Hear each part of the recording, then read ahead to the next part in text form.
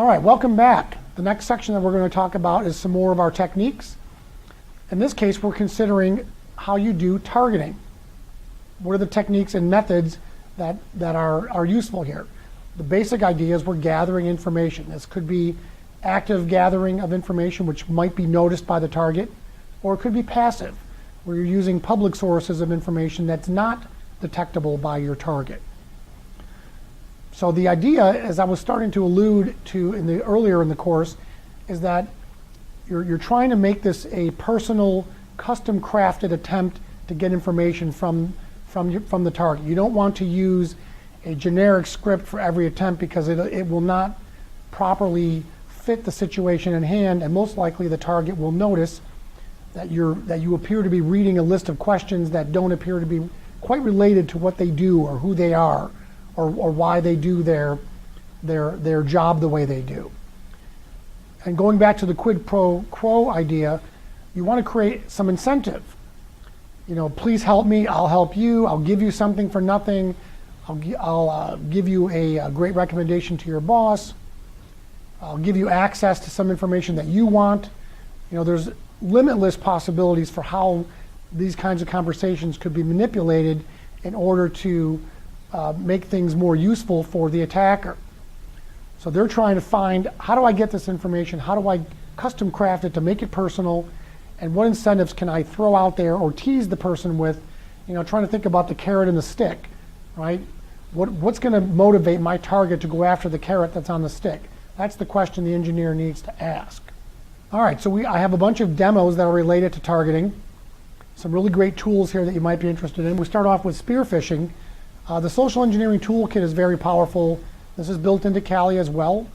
I'll do an example of spear phishing where you craft an email that's set up just for one recipient to try to get them to go to a website so you can get their credentials.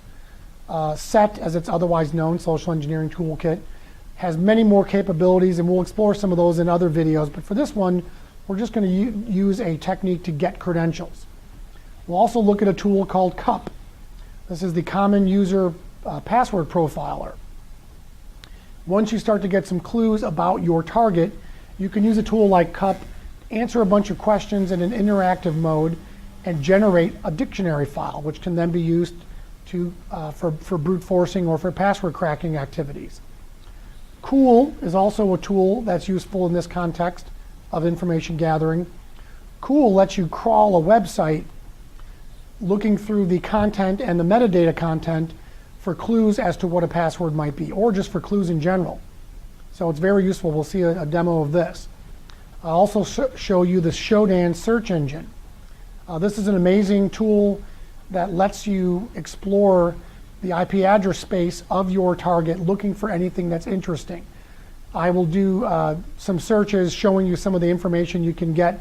A lot of the ones I'll do are actually showing you webcams, for instance, that are live on the internet right now.